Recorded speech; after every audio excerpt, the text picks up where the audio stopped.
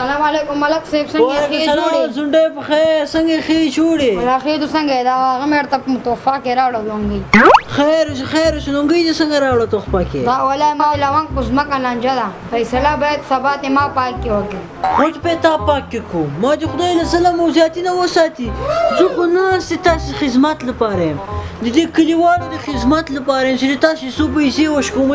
چې تاسې ته څه خدمت وکړم کلمه سویمه ده ملک سړی مخکې په لندن کې ناست وم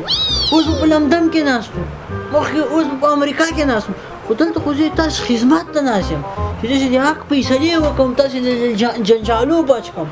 په تکو تورو سترګو چې تا ما سره دومره ښه وکړل چې لونګۍ دې راته راوړه انشاءالله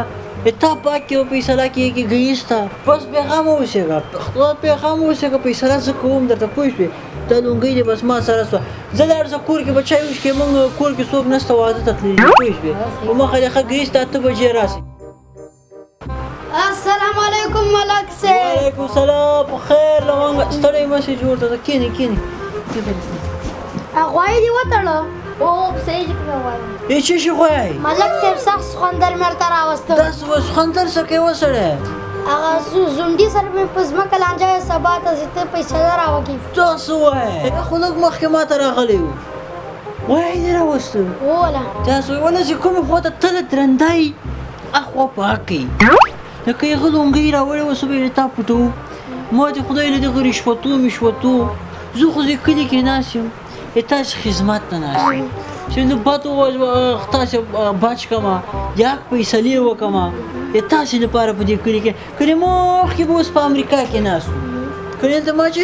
ما ته خو سپېشل طیاره هلته راځي دې حجرې مخې ته راته کښېني ما کې وړي زه خو تاسې خدمت ته ناست یم چې تاسې فیصلې وکړم دا دې ښه کار کړی ما دې خدای له ظلم زیاتي نه وساتي ما دې خدای د غلطو فیصلو نه وساتي انشاءالله سبا ته به تا پاک کې تا دومره غویی راوستلی ته پاک یې لیک یو څه خبر نشته تا په حق کې به زه فیصله کوم ګیسته 8 بجې راسه پوه شوې هغه یخې اوبه درسره وچکه چای راوړې لچکې چای په کور کې وچکې مونږ کور کې څوک نشته واده ته تللي دي پوه شوې زه بس لاړم لړه دې واده وي غوټ ورکړي زه په مخه م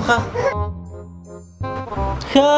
د تاسې دواړو اوس په مځکه باندې لانجه ده نو ما د فیصلې لپاره حاجي مدول هم راوستلی ده ډېرې ښې فیصلې کوي د حق فیصلې کوي که نه ما چې زه تاسې دواړو مخکې مختورې نه سم زه ما د خدای له ظلم زیاتې غلطې فیصلې نه وساتي فیصله به کوم د حق ته به حق وایو نو دا به داسې کار کوئ په دې کې به تاسې خفګان نه کوئ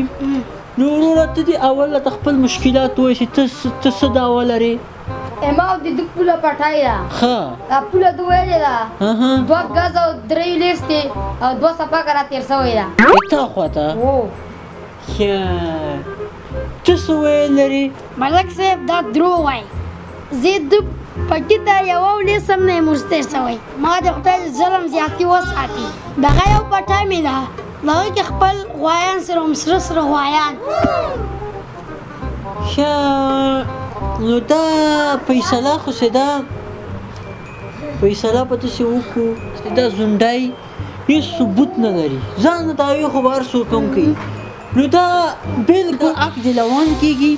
لونګ بلکل پاکه ده که څنګه ملک صاحب لونګۍ وله لونګۍ خو غوایي وخوړه لونګۍ دې سره راوړې وه هغه سخندرو پوه شو غوایي وخوړه پوه شو هغه ته غوایي راوستلې لونګۍ دې هغه وخوړه بلکل پاکه ده مدود حاجي څنګه ده زه پاکه یم که نه پول پاکه دا څنګه پاکه ده ملک صاحب